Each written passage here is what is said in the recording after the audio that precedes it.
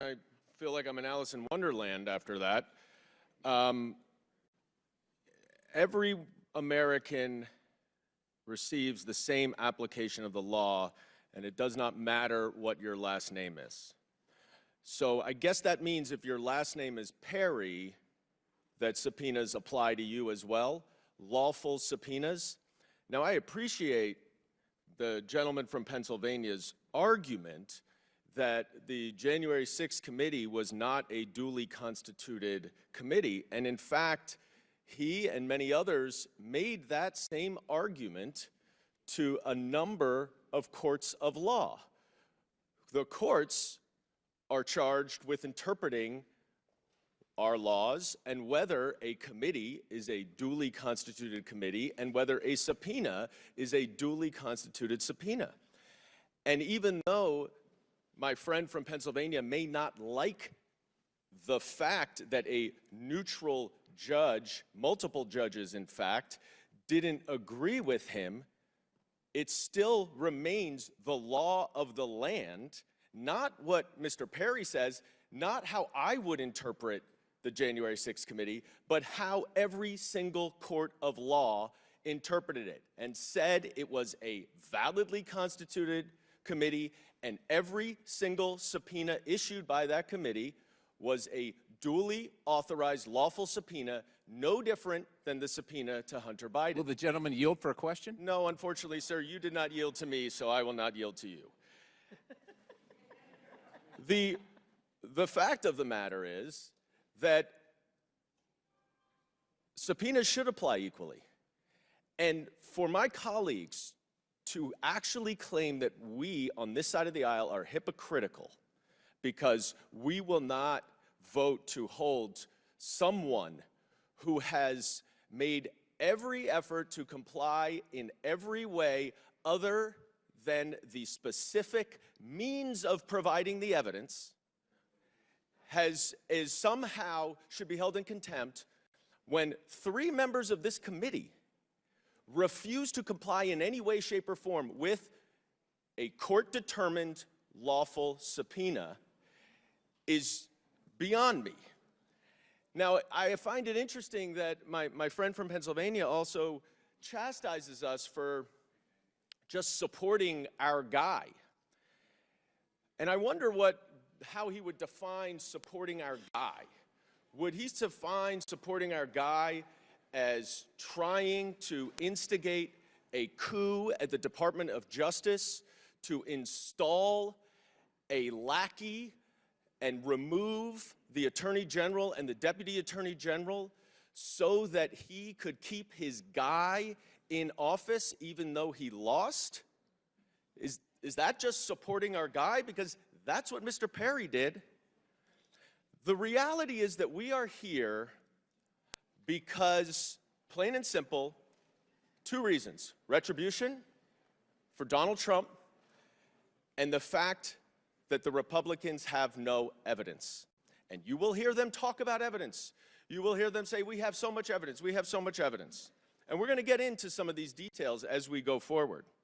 But the reality is that you have been moving the goalposts the entire time because you cannot make any connection, notwithstanding all of your false statements, to the president.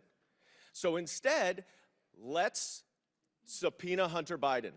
Because what we will expect is that he won't testify, or that he'll take the Fifth Amendment because he's under criminal indictment. And then we get to say, aha, all of our specious allegations must be true because if they weren't, he would come here and testify. Well, he called your bluff, and now you're scrambling.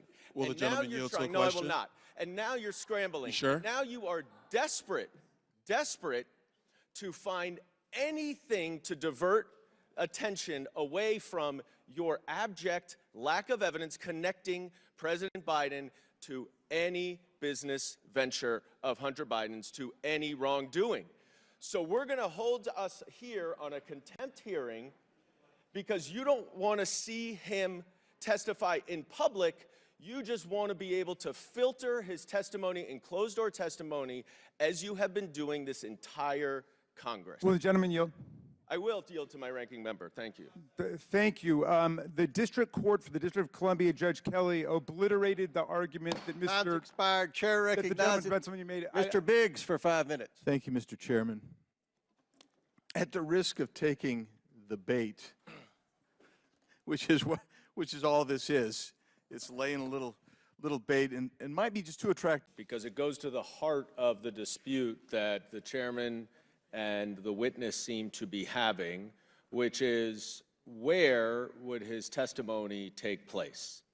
The chairman is insisting that it be done in a closed-door deposition, whereas the witness is insisting to take up the chairman's original offer to do this in a public hearing.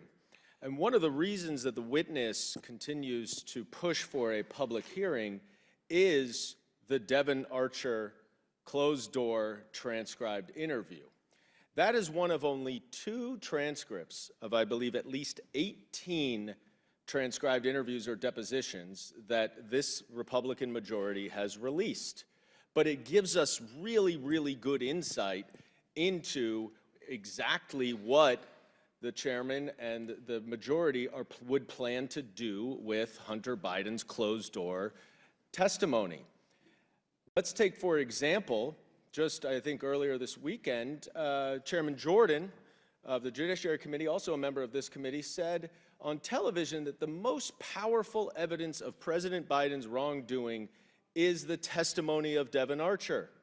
So I wonder what is that testimony that is so powerful? Was it the testimony of Devon Archer when he said that President Biden was never involved in any of Hunter's business ventures?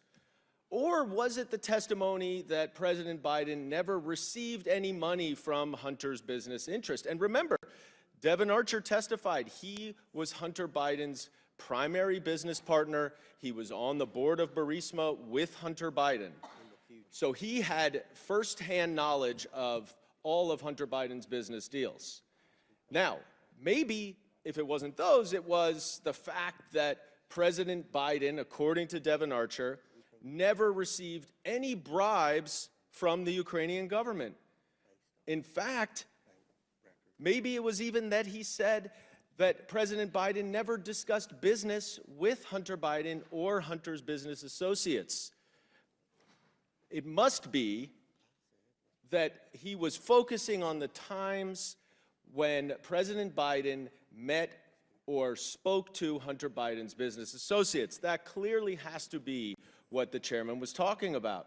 So it must be that when you look at the transcript, what he was referring to is when Devon Archer repeatedly said that they never discussed business, that they only talked about, quote, niceties, including, and this is according to Devon Archer's testimony, how the weather was, and that none of the discussions ever related to business. So the best evidence that these Republicans want to put forward is testimony that completely absolves President Biden from any involvement, association, benefit from, or other interactions with Hunter Biden's business interests.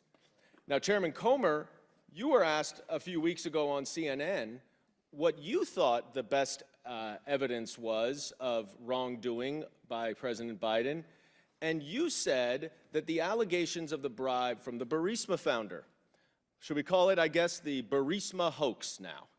Because unlike with Russia's interference in the 2016 election, which Special Counsel Mueller unequivocally determined was known to the Trump campaign, was welcomed by the Trump campaign, and was used by the Trump campaign, in this case, Vice President Biden's urging Ukraine to fire the Prosecutor General of Ukraine, which was consistent with official U.S. policy.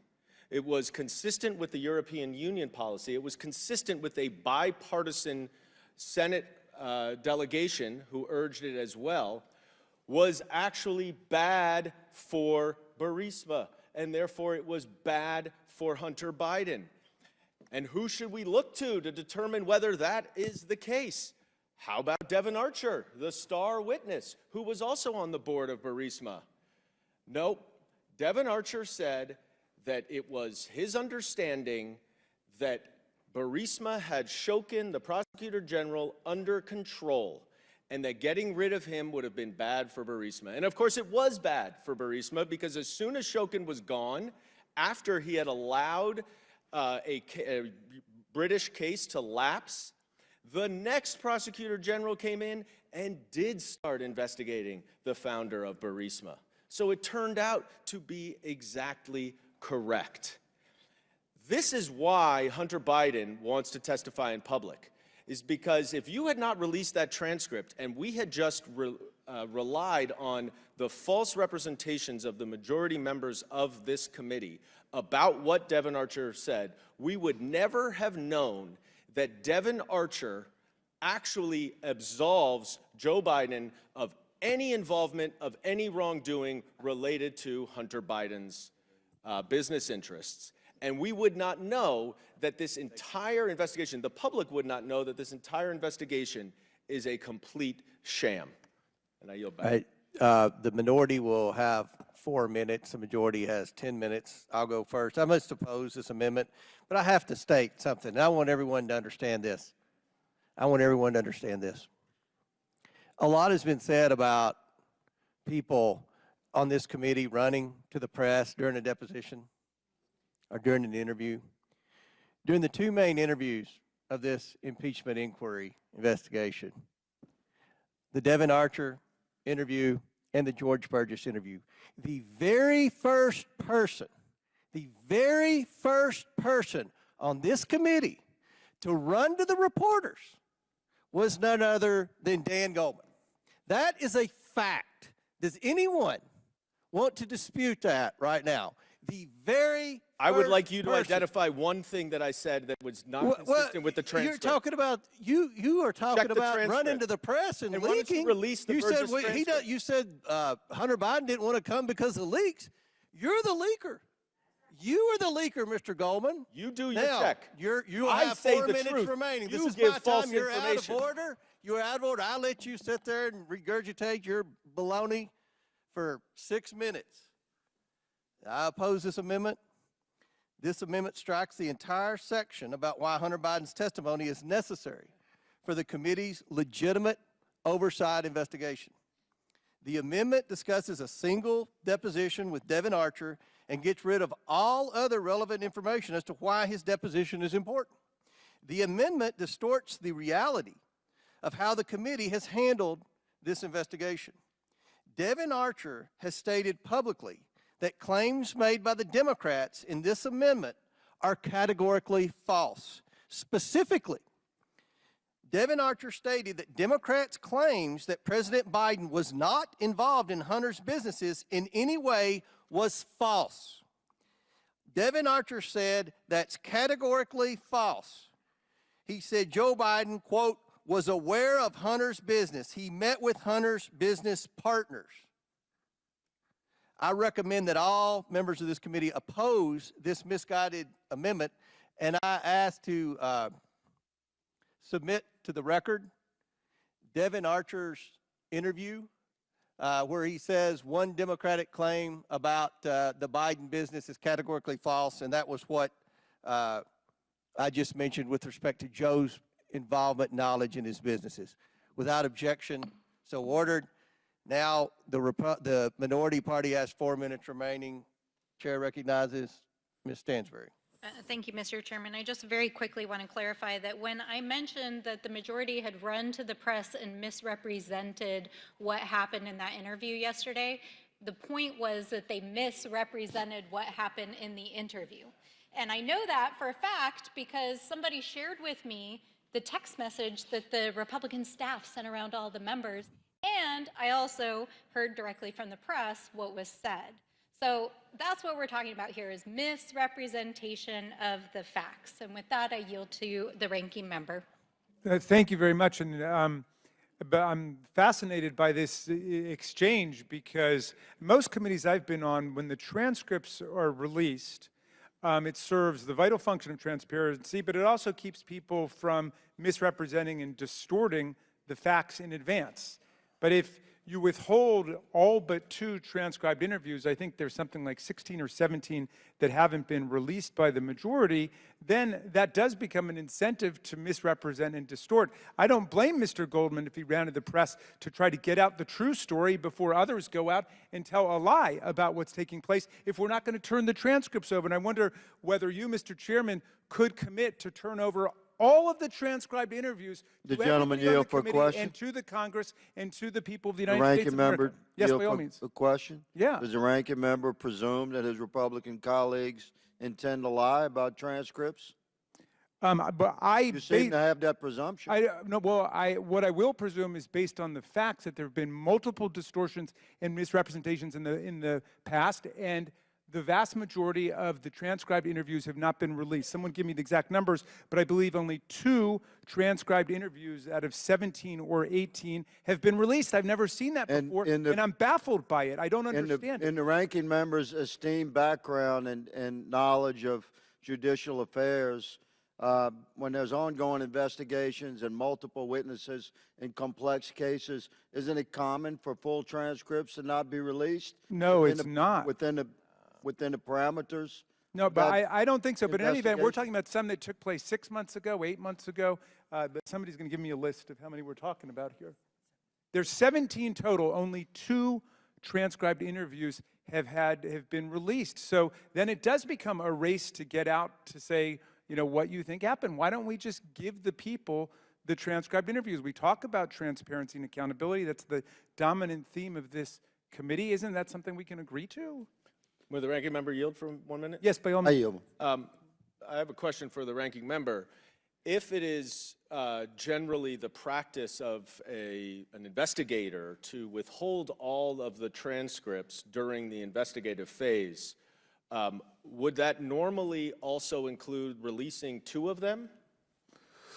Well, that strikes me as odd. That does look like, you know, the famed cherry picking. It's as if to say, well, 2 of these interviews helped us.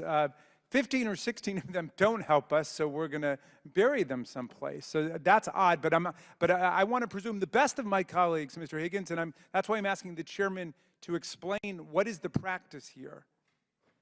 Well, you complain that we don't release transcripts. You complain because we do release transcripts. Honestly, we released those 2 transcripts because you had misrepresented so much what Devin Archer said. That's probably one reason he went on Tucker Carlson's show to call you out for misrepresenting what he said in the transcribed interview. But So you now are it's able been to get released. them ready. You are able to get them ready, in other words, and you thought Well, that it was we have other strategically witnesses important. to interview. You know how it works, Mr. Raskins. You know, you're playing like you don't know how this works. You're playing and trying to act like you've never done an investigation before when you've led both impeachments and the January 6th. I didn't lead the first impeachment, but I wouldn't want to admit to leading that first impeachment either. I but- would have 10 nicknames from President Trump by Okay. now if I'd All led right. that one. Well, but- you got, I think your all's time is pretty much expired. Does anyone on our side have anything to add? I don't see anything. So, who's that? Mr. Gosar. Yeah, you know, we talk about facts. It wasn't U.S. policy to do what Biden did in Ukraine. The Obama administration actually said that Ukraine had complied with the law and that the loan should go through. Yes, they did. And that the vice president changed it on an audible over there. So the other thing I want to point out is if the president didn't know anything about Hunter Biden's businesses, how do you explain the 14, 15, 16, I can't remember now, how many times his partner actually went to the White House? How do you explain that? How do you explain this guy, Devin Archer, shows up at the White House? Who are you? Normally, the person's going to say, well, I'm Hunter Biden's business partner. That's typically what the average person would say. So how come you didn't know anything about that? Mr. Gosar, for the 6 people in America who are still watching our hearing, could you just explicate what you think the presidential crime is? Oh, I'm just saying right now, we're just talking about the facts. The facts here are misplayed. I mean, you complain about us, I'm going to complain about you Would the because you're gentleman yield distorting the facts. for 1 second? I'll give you a second. Mr. Gosar's time. Just I'm not going to ask you to take my representation for it. I would ask you to go read the transcripts of the State Department witnesses in the first impeachment who were in the Ukraine embassy and in the State Department and were the ones who created and made the official U.S. policy, who all testified that Vice President Biden was acting consistent with official U.S. policy. Okay, well, that's not what we received. And when you start looking at this, you know, the courts, you know, I know the ranking member always goes to the courts. You know, you had a judge that basically said this honeypot of a deal for Hunter was no good. No one was going to get that. How do you explain the slow walking, you know, by the Justice Department on the IRS claims? And how many people get a chance to do that? Well, with the gentleman yield, that's a great point. And when the courts ruled against Hunter Biden, I don't think you heard a single complaint from anybody on our side of the aisle. We said, let the justice system proceed. But when the court said that the January 6th committee was validly and constitutionally composed, we still have people today who violated their subpoenas who are whining about how the committee is illegal. I mean, come on. I mean, how do you feel about that one? Could I ask you a question about that? Yes. Just out of curiosity, why did you all not hold them in contempt? Hold who in contempt? The people that didn't. Oh, we didn't have time at that point. I mean, we got up to the very end of the Congress. I was just wondering. But if you want to work on it now, let's do it. No. I'm totally with you, Mr. Chairman. No. I was just curious as to why you didn't. All right. Well, let's make it bipartisan. I'd like Everybody to good? that We're we square? hold anyone who's violated No, I was just wondering. I mean, that's a tool that Congress has. If someone, you've been on TV several times saying that people should honor congressional subpoenas. And I when believe they it, don't, you hold them in contempt. whether it's Steve Bannon, Dan Scavino, Jim Jordan, or Hunter Biden, if somebody is... But you did hold If the somebody- other two. I'm sorry? You did hold those two of those in contempt of We Congress. did. Well, Steve Bannon's been convicted by a jury, by a court. He's been The convicted in Department of court. Justice And went still, after I him. don't think we Oh. could get a single person on your side of the aisle, other than Ms. Mace, to utter a word about people who violated subpoenas in the last Congress. I mean, that's extraordinary. And all that I've been saying about Hunter Biden is he accepted what was your original offer. You didn't like that offer anymore. You put out a different... Let me say this, and then your time's expired, Yeah. and we're going to get to the vote.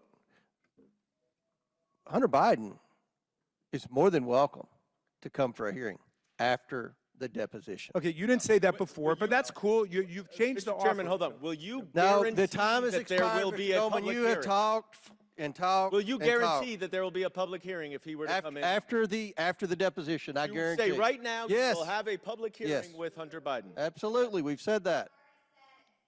All right. Yeah, I know. We heard a lot about public Okay. hearings that have Very not good. happened. The question on the amendment. I appreciate my distinguished colleague from D.C. I want to just take this opportunity to address some of the chairman's evidentiary allegations that you made earlier today. First, I would just note that we keep hearing this over and over and over again, that Donald Trump had a business, Donald Trump had real estate, Donald Trump sold widgets or whatever it is.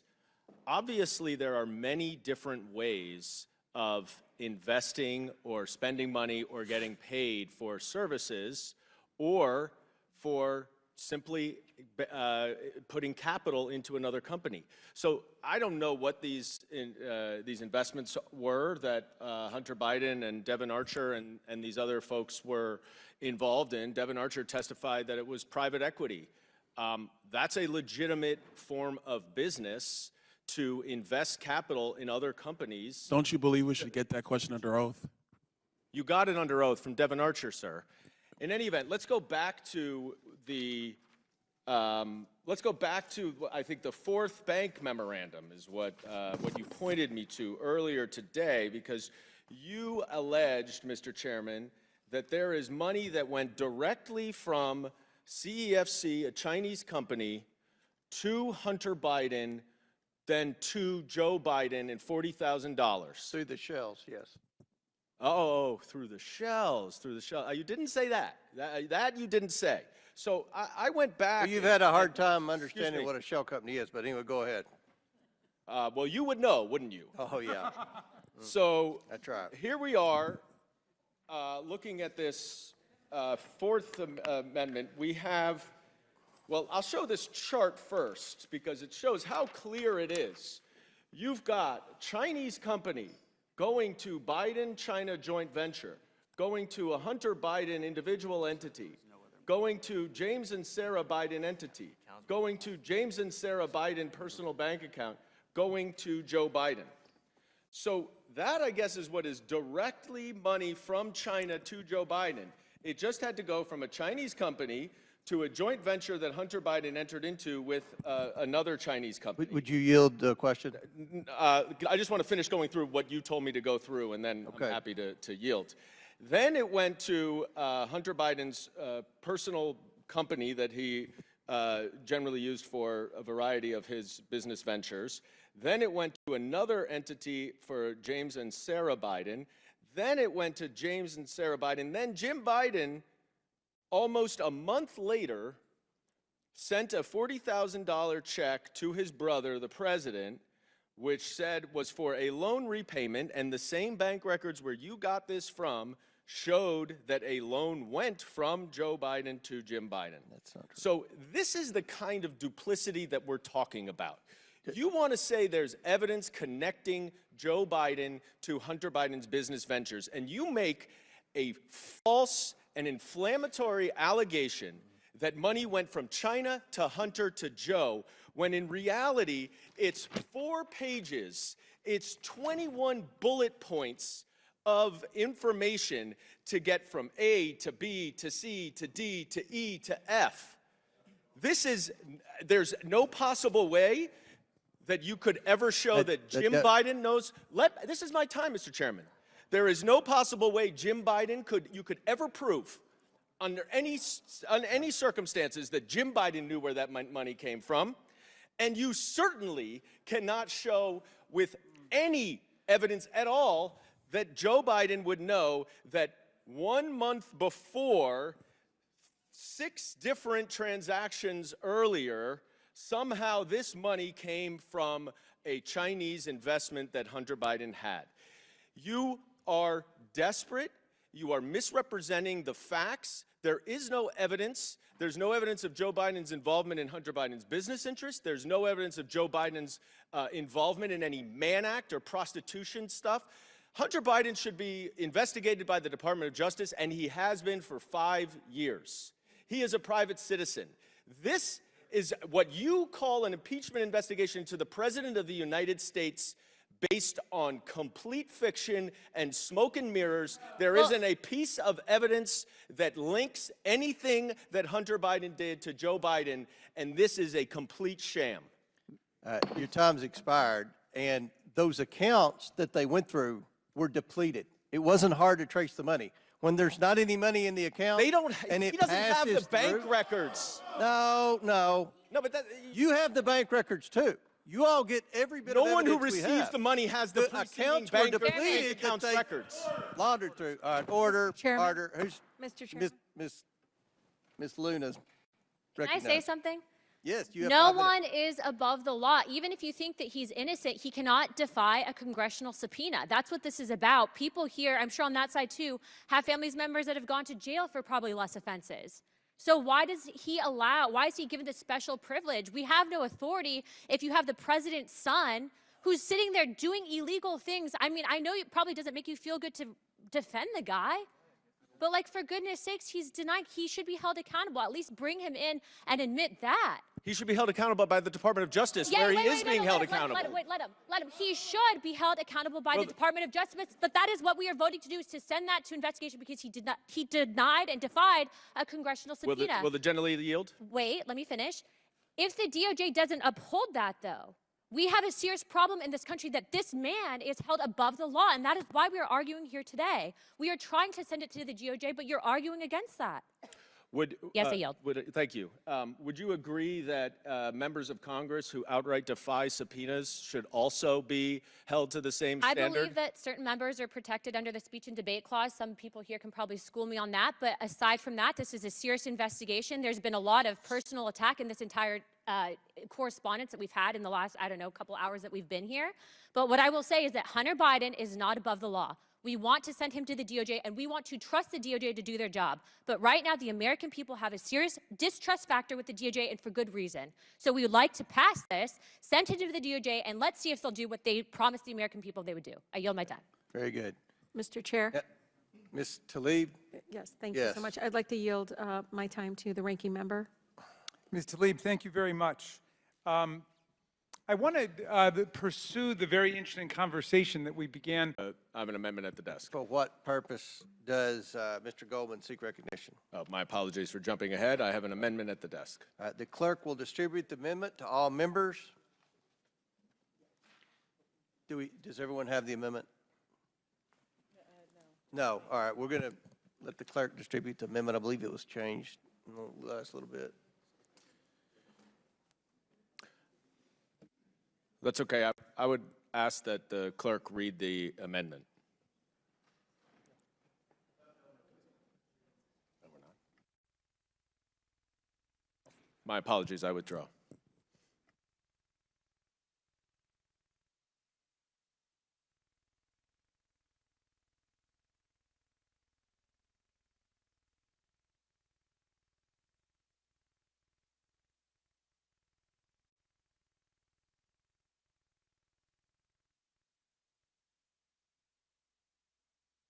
While we're waiting for everyone to review the amendment, I'll say we had 3 hours of opening statements. So hopefully we can get through these amendments in time.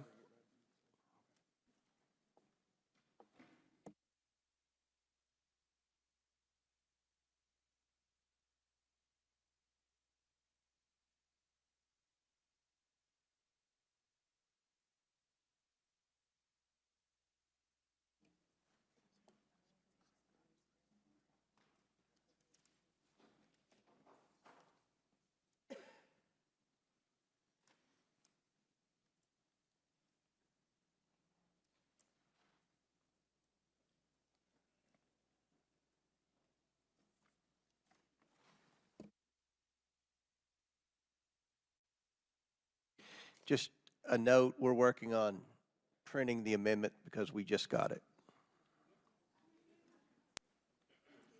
Do you want to move to another one?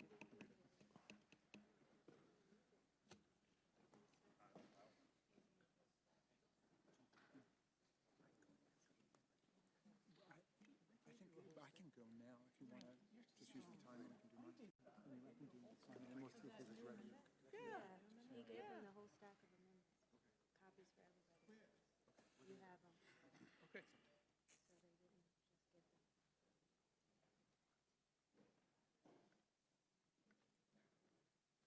So they didn't just give them.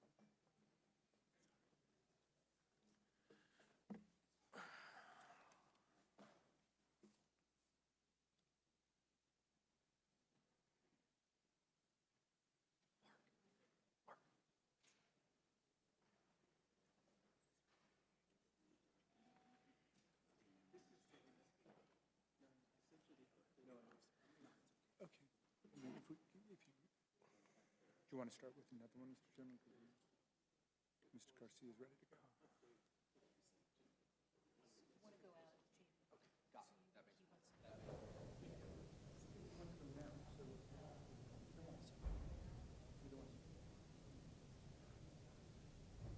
We're handing it out now.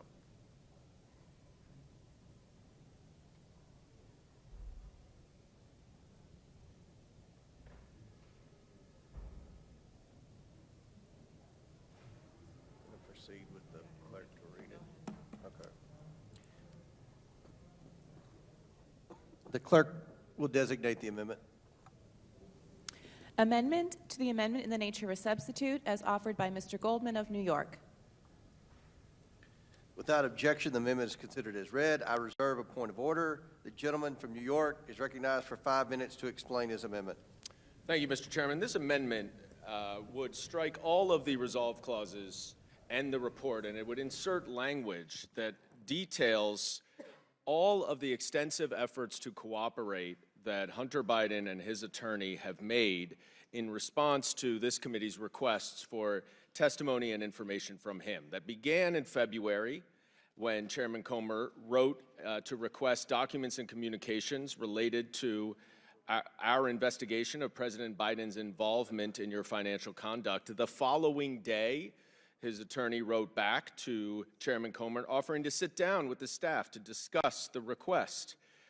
Then, 7 months later, Chairman Comer goes on television and said he never got a response back from Hunter Biden, which is flat out false. And that day, Hunter Biden's attorney wrote again to Chairman Comer to say that he did respond. He never heard a response, but that he remains available to have a discussion. So next, without any response from the chairman, you went straight into a subpoena.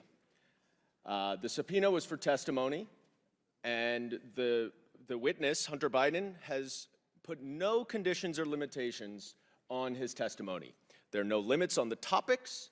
There's no limits on the length of time. He's happy to do it under oath. He has said he would not assert the Fifth Amendment privilege, even though that's available to him. That's in stark contrast to Devin Archer, their star witness, who so narrowly limited the time and scope of his testimony that we could not ask him anything about any of his own criminal conduct. But the only request that Hunter Biden has made is that he wants to give his testimony in public, not behind a closed-door deposition where his transcript wouldn't be released. There's absolutely no certainty or guarantee that there would ever be a public hearing again, and I would bet a lot of money that you will never put him in that witness chair, whether or not he comes in. That's all he wanted, just to speak to the American people. He has not, unlike your dear leader, filed a lawsuit to prevent third parties from turning over financial information. In fact, you've received tens of thousands of bank records. The problem you have is not Hunter Biden's cooperation. It's that all of those bank records, which would show any connection between Hunter Biden and his father, if there were any, has zero money going from Hunter Biden to Joe Biden related to any of his business ventures.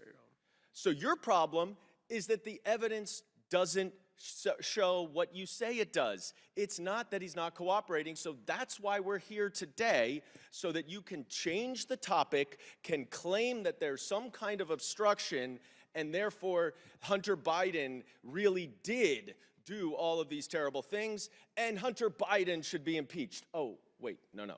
It's not Hunter Biden who's being impeached here. Now, this is far worse because the chairman, as we've discussed many times, has multiple times offered Hunter Biden to come testify in public. So if you had wanted a closed-door deposition, I don't understand why you would go on TV, Mr. Chairman, and offer for Hunter Biden to come in and testify publicly, whichever he chooses. So why no public hearing? Why won't you have a public hearing? The only request, this is an incredibly cooperative witness. We've all dealt with many witnesses who put a lot of restrictions on their testimony. There's one request of Hunter Biden, which is to speak directly to the American people, not in a closed door to the Republicans who will control the release, the dissemination, and the misinformation from that testimony. Why not? Well, one of your own colleagues went on the House floor last fall and said that this impeachment investigation was, quote, failure theater, unquote. A Republican said that. So the theory here must be, let's avoid the theater part of that and just keep the failure behind closed doors. Last month, Hunter Biden showed up to the Capitol on the day that he was subpoenaed, ready to testify in this hearing room. You refused to take his testimony. That very same afternoon, you went on the House floor to vote for an impeachment resolution on the rationale that you needed to pass a resolution to get more evidence. You reject evidence in the morning, and then you cry foul about no evidence in the afternoon. He's ready to testify, and this is a dangerous precedent you're setting if every single line in every single subpoena must be adhered to, or you're going to hold in contempt. I know my colleagues on the other side of the aisle who defied subpoenas outright would be very afraid if that becomes the standard here. And I yield back. And I'll recognize myself. I oppose this amendment. This amendment claims that Hunter Biden has cooperated with this committee's investigation. How has he cooperated with the investigation if he has not abided by congressional? But the reason why folks on this side of the aisle have a hard time digesting that is because your curiosity on what violates the law only applies when it's politically convenient. To talk about Hunter Biden when it's pennies, when it's pennies compared to $2 billion from a foreign government. And I'm not saying that Jared Kushner violated the law, but what I am saying is that was probably negotiated before he left, a $2 billion deal. You announce it months after you leave, probably negotiated before. He never run a hedge fund before. We talk about Hunter Biden having no experience. He never had run a hedge fund before. He was put in charge of Middle East. The $2 billion is from the Middle East. He had no experience in the Middle East. But there's no curiosity because it's Jared and because he's Trump's son-in-law. And so coming to us and pleading with us about Hunter wouldn't sound so hypocritical if there was one of you, just one of you, that would look into the camera and speak into the microphone and say, you know what, that smells pretty bad. We should look into that as well. And I think, quite frankly, the American people would believe you more about your inquiry and about Hunter if they saw your curiosity into the Biden family with the same curiosity into the Trump family. And so that's why we are where we are. It's why the American people have no faith in this institution.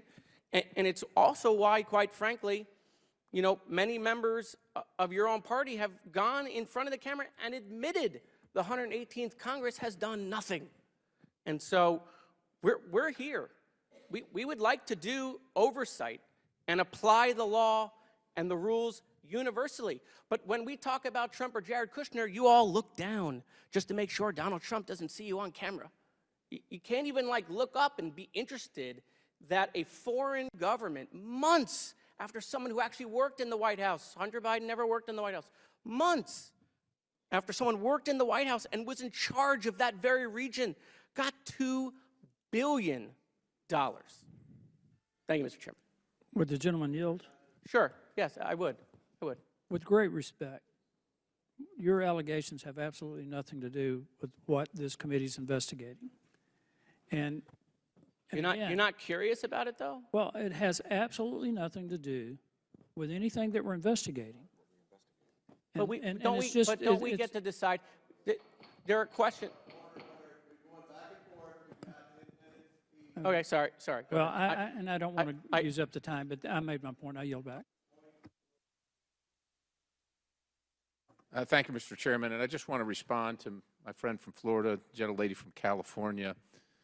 I think this, unfortunately, does devolve into a partisan exercise. And I just listened with interest at what you say I'm not going to use galls folks on the other side of the aisle and bothers you. And I respect that. So I want to let you know what galls or what troubles us on this side of the aisle based on all the claims that you have made, because many of us, I was one of them, sat in a skiff week after week, day after day. For an impeachment, one of the members of this committee, now, as a staff member then, a staff attorney then, knew there were lies being told to compel the impeachment, to back up the impeachment, to reinforce the impeachment. Lies. Abject, straight-up lies. Not to mention the fact that for years, the other side of the aisle pursued the then duly elected President of the United States based on pure hyperbole about some Russian hoax that has now turned into, it's the same old story from the 1930s in Germany and the 1940s. If you tell a lie enough times, it becomes the truth. We sat and watched you dismantle the country and the presidency and any agenda that the American people have voted for based on that. And to date, to this minute, to this moment, I don't think one of you have ever, to use your phraseology, the kind gentleman from Florida, stood in front of a camera and said, that was pretty bad. Holy smokes, I can't believe we did that. And now, with the benefit of hindsight, we look back, and I look back and I say, how could we have ever done that? How did we ever mislead the American people? How could we have lied? How can we make up for that? How can we recover the lost time? How can we recover the lost reputations? No interest whatsoever. None whatsoever. And again, this isn't about looking back at the past. This markup, this is a markup. This is not a hearing. This markup is strictly and specifically about the actions chosen by Hunter Biden. And I said again, and I'll say it, I said before and I'll say it again, I don't think this committee has any interest in prosecuting or pursuing Hunter Biden. He did this to himself. He made this choice. We all make decisions, and there are consequences to the decisions. He did that. Our duty is to say, is this a breach in the law? Is it a breach? Yes or no? Clearly, he can come to Congress. He sat in this very room today. He was on the grounds the day that he was supposed to appear. So clearly, he can come. He's chosen not to. If we're going to let everybody, look, Secretary Clinton got away with it, right? She was allowed to be deposed, not under oath, in her deposition on a Saturday. No, a holiday weekend, she got to do that. That galls the rest of America, who says, when the FBI or the local magistrate or some law enforcement agency comes knocking on my door and says, you're going to appear, you've been served. Well, see here, I think I'll set the terms of how and where I'll appear. I'll just do that. Me, citizen X. You know who gets to do that? Apparently Hunter Biden, who thinks he's above the law, who thinks he's special, who he and with the rest of his family, and with all due respect, this administration shows contempt for the law, contempt for the American people, contempt for the Constitution, and contempt for the citizens of this country. Contempt. And that's what this markup is about. And if you want to know what galls us is, you're not interested, you're not the least curious about all of that. With that, Mr. Speaker, I yield the balance. Mr. Chairman, may I respond, since my friend from Pennsylvania directly addressed me? And I'm happy to have this conversation to compare the 2019 impeachment investigation. Why are you leaving, Mr. Perry? I'm happy to have the conversation, because what you saw in that investigation was 17 fact witnesses who came in and testified under oath, and then 12 of them appeared in a public hearing. There wasn't a single thing that any Democratic member of Congress said that was not supported by neutral Trump administration fact witnesses and what their testimony and their documents said. Contrast that with what we have here. We haven't had a single public hearing with a single fact witness. Not one. The only public hearing we had was a complete debacle where the Republicans' own witnesses said that there is nothing approximating an impeachable offense here. So we're done. We're not having anything out in the public. And you haven't even released the transcripts of all of the depositions.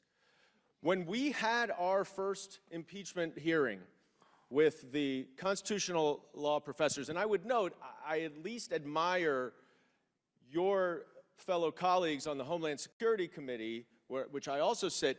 They didn't even bother to bring in any constitutional law or impeachment experts in their first impeachment hearing today. At least they learned from the debacle that was yours.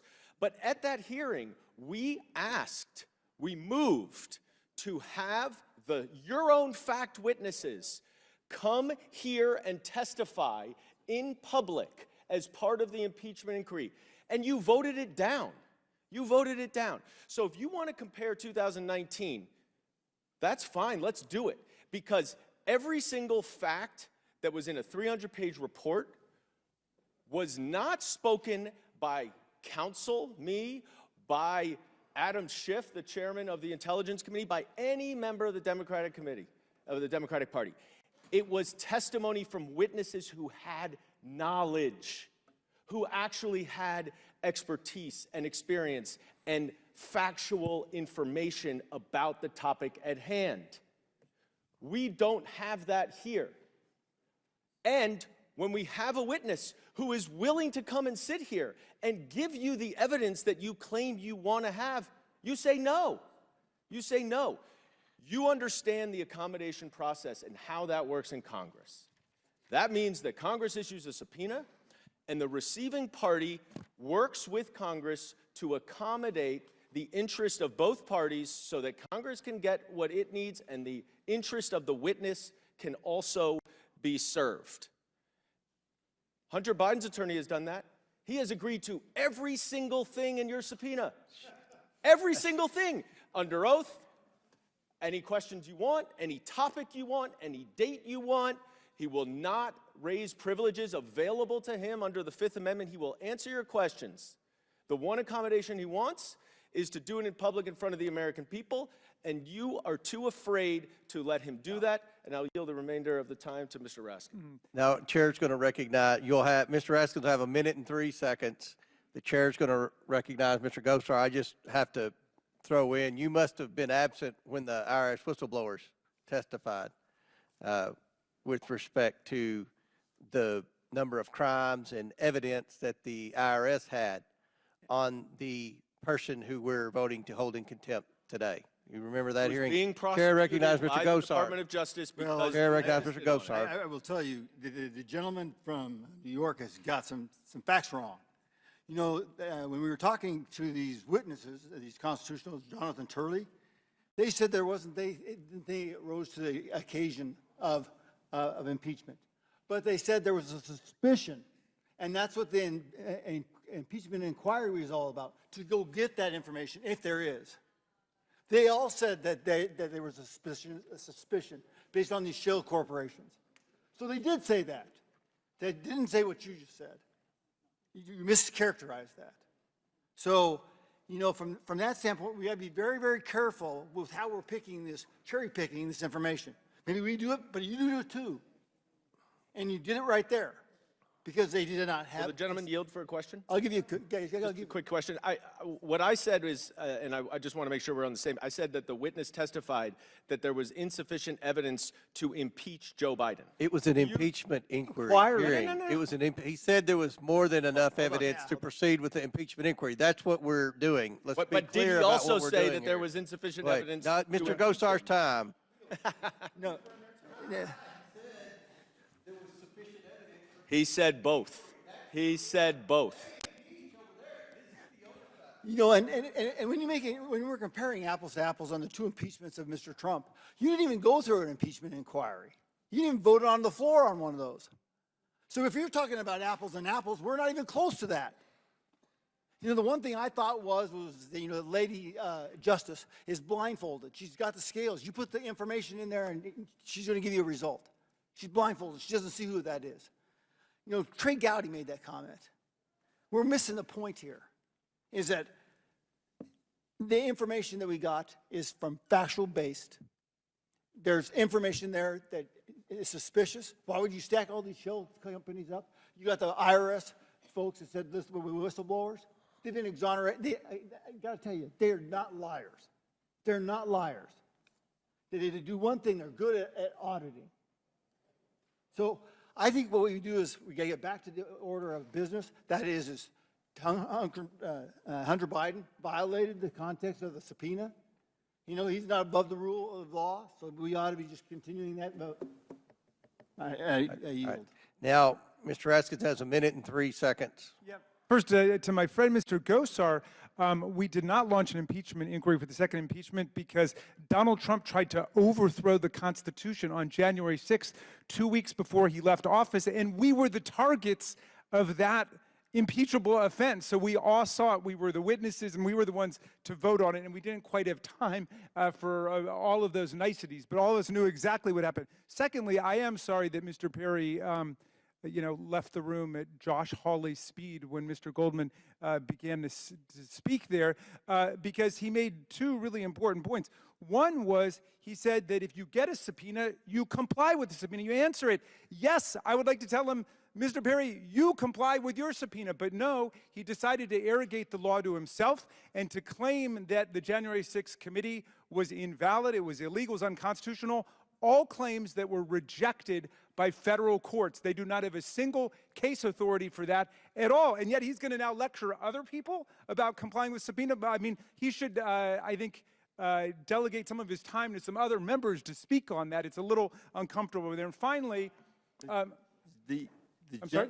The gentleman, yes, and I will yield. Yes, go ahead. will allude to good process builds good policy, builds good politics. Would you agree? Yes, I totally agree. You don't skip, in the severity of impeachment, you never skip that process. But you did. Donald Trump was already arguing that he couldn't be tried because it was too late at that point. Okay. He was already arguing All right. that. Your all's 10 minutes has expired. Mr. Fallon, I think we have a minute and a half. Thank you, Mr. Chairman. You know, what this has devolved into is deny, deny, deny, counter accuse. It's an old adage, and it's unfortunate because, again, and we've been talking about this now 5, 6, 10 times, the difference between a private deposition is hundreds of hours can be expended, and you can really drill down, and you can have accountability. You can get an in-depth interview, and then at that point, after we've all read that, we can come here and each of us can get our 5 minutes. This is a very big difference, and it's a distinction that needs to be, again, reiterated and refuting some of the Democratic arguments. And then I read this actual amendment, and I see this footnote number 17, this amendment where the author says, Chairman Comer has also dishonestly and repeatedly suggested that the then Vice President Biden had the prosecutor of Ukraine fired as a part of a bribery scheme. Where's the proof? And then you read the footnotes, and there are opinion pieces. The fact is that according to the FBI, the informant, the human source, was very reliable. They paid him over $100,000, and they've been working with him for almost 10 years. Did Victor Shokin, the prosecutor, get fired? Yes. Who was advocating for that? Joe Biden was advocating for that. Mykola Zlochevsky, the corrupt oligarch who was the CEO of Burisma, paid his son millions of dollars. And Victor Shokin, the prosecutor, had seized land, a few homes, and a Rolls Royce from Zlochevsky. So he was apparently doing his job. And even when he was fired, the president of Ukraine, on the call to Joe Biden, said, we thought he was doing a good job, but you wanted him fired, so he's gone. Biden bragged about that. These are all facts. So I'm going to vote against the amendment because the amendment is factually incorrect. And I yield back. Time has expired for both sides. The question is on the Frost Amendment. All those in favor of the Frost Amendment signify by saying aye. Aye. All those opposed signify by saying no. No. In the opinion of the chair, the noes have it, and the amendment is not agreed to. Recorded vote, please. A recorded vote is ordered as previously announced. Further proceedings on the question will be postponed. Mr. Chairman. Does any member wish to be recognized? Ms. Stansbury? Yes, thank you, Mr. Chairman. I have an amendment at the desk. Gentlemen's time's expired. Chair now recognizes Mr. Goldman for 5 minutes.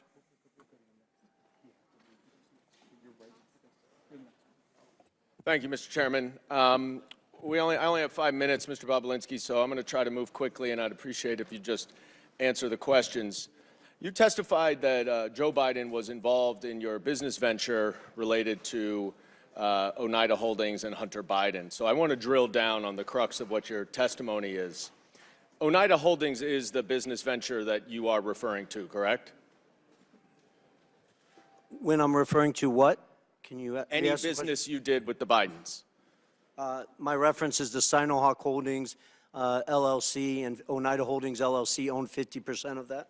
Right. And Oneida Holdings was the 50% that was on the American side of that Sinohawk deal, right? It was the 50% that was the Biden side of it. Some of the, James Gillier is not an American, so. Sorry, fair enough. And it was a joint partnership memorialized in an incorporating document, correct? And it had equal shares divided among 5 partners. Is that right? Well, I can't. Well, are you asking me about what you're holding up? Because sir, was it an equal? Were there equal 20% shares among 5 partners? In what? Oneida Holdings. In the final signed documents? Yes. Is that what you're asking me? Yes. It is? Not complicated. Well, it is because. All right, you're just filibustering now. The answer is you're filibustering. I get it. That there were 5 partners: Hunter Biden, Jim Biden, Rob Walker, James Gilliar, and you. Each owned 20%. Do you, Well, they didn't each own, their LLCs owned it, which is a material do you difference. see Joe Biden or an LLC related to Joe Biden on this? I don't know if Joe Biden owned any of Jim Biden's LLC or Hunter Biden's LLC. I'll leave that up to the committee. Okay. And do you know when this agreement was entered into?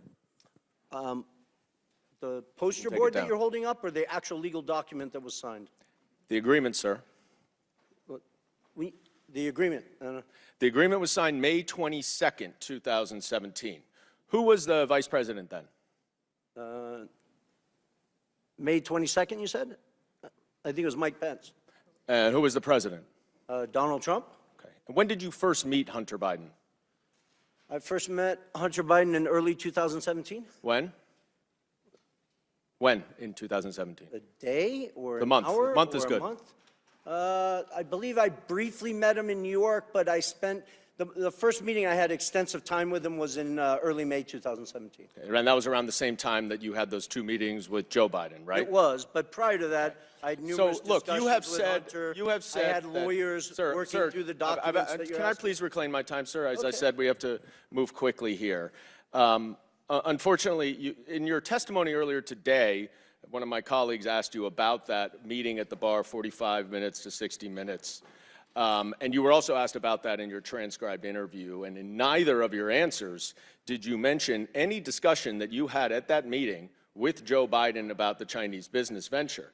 Yet, in grandiose terms here today, you have declared that Joe Biden was involved and that you have mountains of irrefutable evidence to support it. So let's look at the mountains of irrefutable evidence. You provided the committee with a screenshot of a text message that is between James Gilliard and you, dated May 11th, 2017. You see this? I don't know if you can see it. If you can't see, it's just you and James Gilliard, though, right?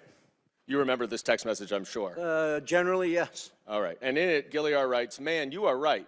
Let's get the company set up, then tell H and family the high stakes and get Joe involved." And 2 days later, Mr. Gilliard sent an email to you, CCing Rob Walker and Hunter Biden, in which he suggested a division of the company and included a proposal of, quote, 10% held by H for the big guy, question mark. You remember that, right? The infamous email with the big guy? Yes, Yeah. I do. Did anyone ever respond to that email? Yes, they did, numerous times. Sorry. Hunter Did anyone Biden ever- himself did. Excuse me, you're right. Well, no, I Did think anyone that's e- important because Sir, Hunter did anyone Biden has ever claimed that he didn't Can you answer my respond to it, questions? and he responded Okay. to it, I believe, You're just 3 going to times. filibuster. I reclaim my time that's running out, but I will say no one responded to the big guy reference for 10. Thank you So for making my what- point. They didn't have to respond Right. because And they then, all knew the big sir, guy was Joe I Biden. reclaim my time. Mr. Chairman, please control the witness.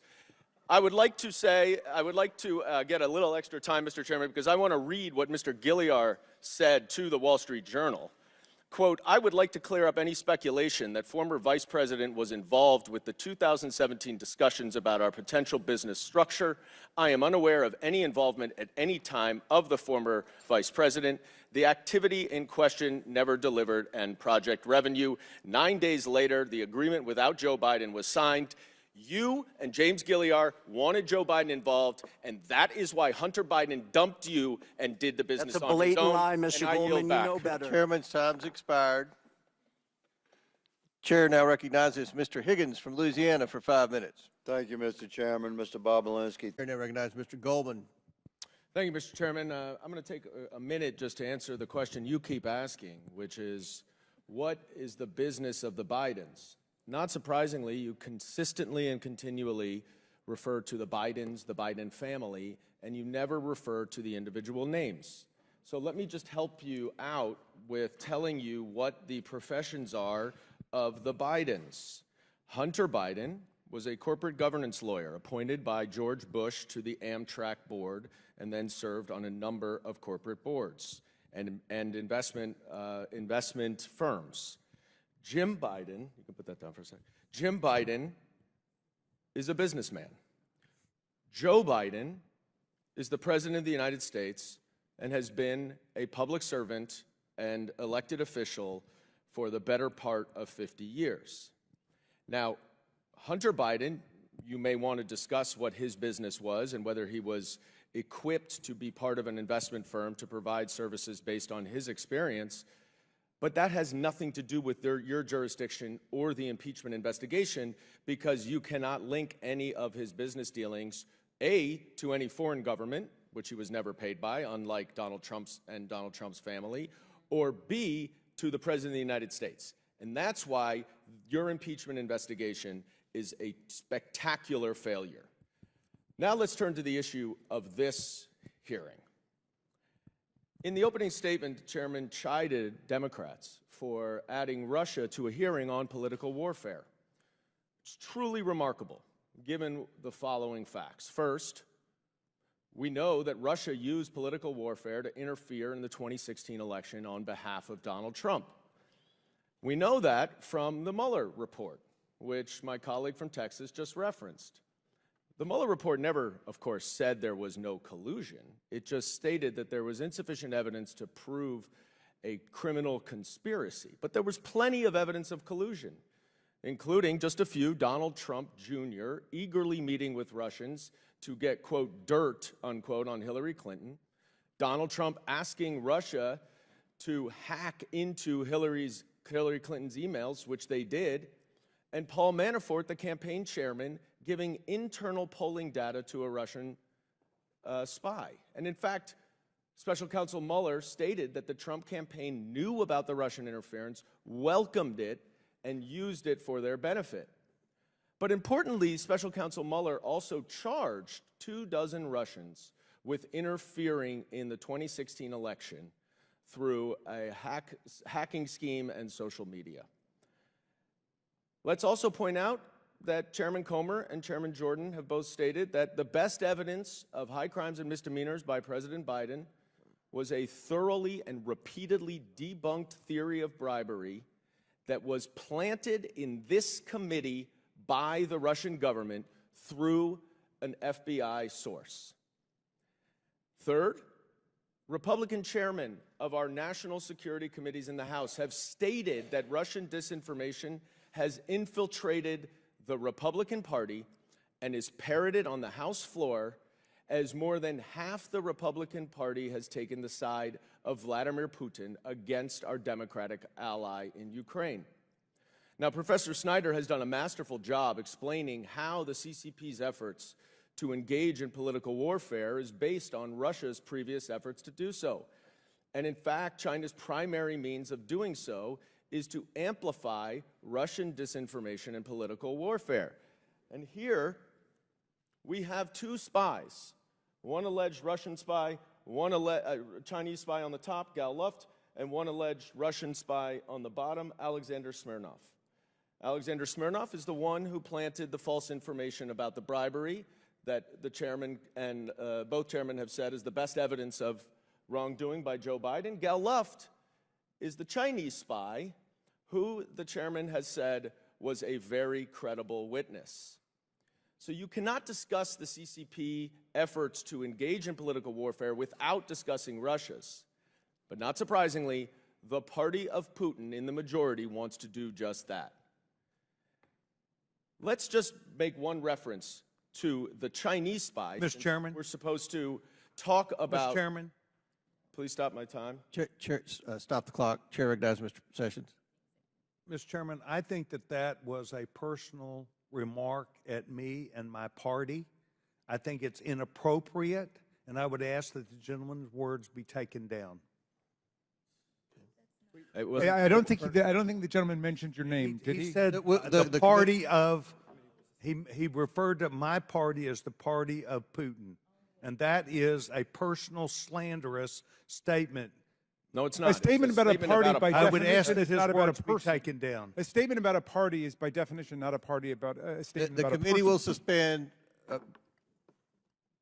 I do get to defend myself, Mr. Chairman, and what I would say is that We've suspended.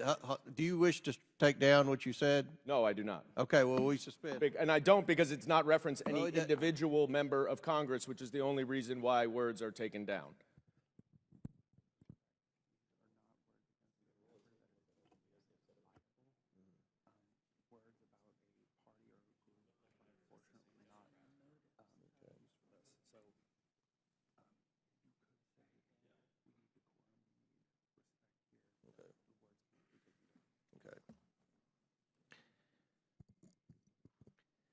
chair has ruled that, unfortunately, since his remarks weren't directed towards a person but rather a party, then they cannot be taken down. But I will remind everyone about the decorum that we have all agreed to abide by, as well as the purpose of this hearing.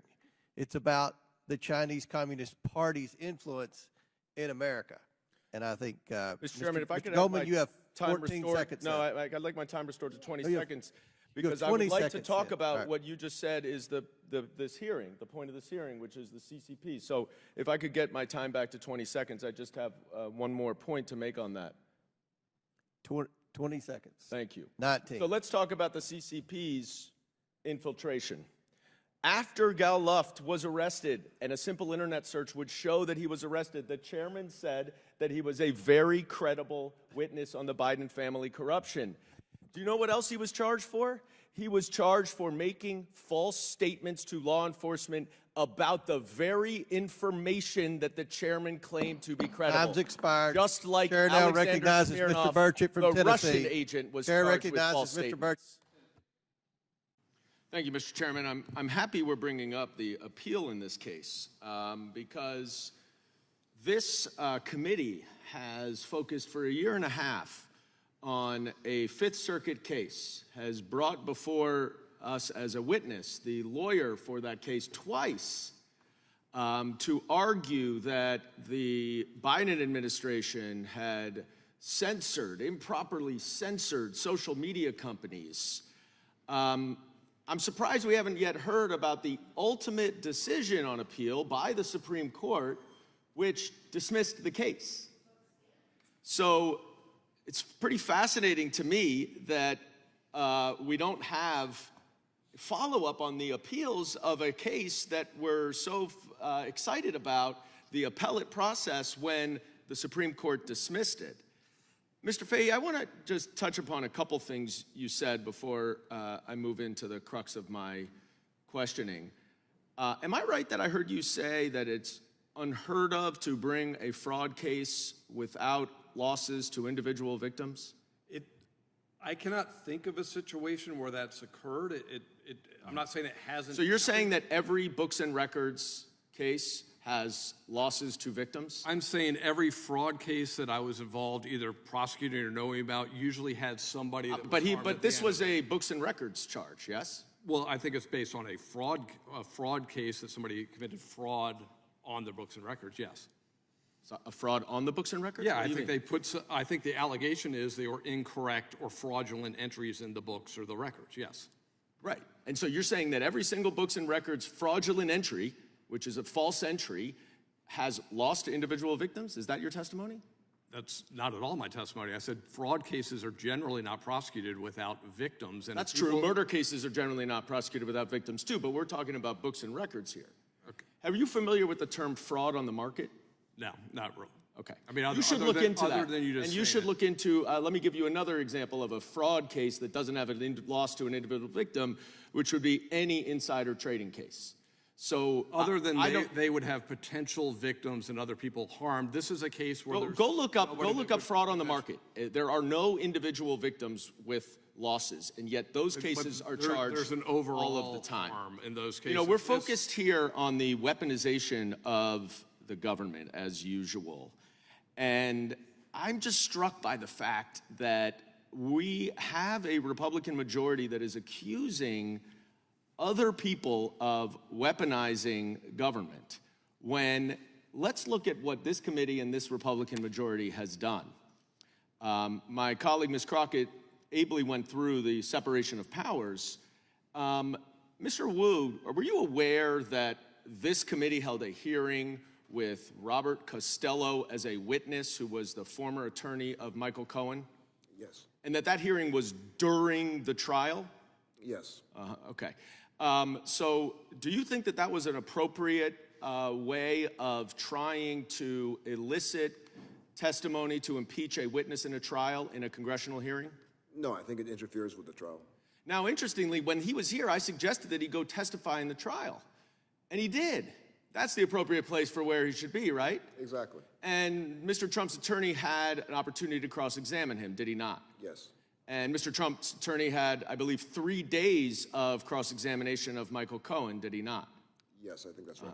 And ultimately, the jury heard all of that, right? And all of the other evidence and decided unanimously that he was guilty. That's right.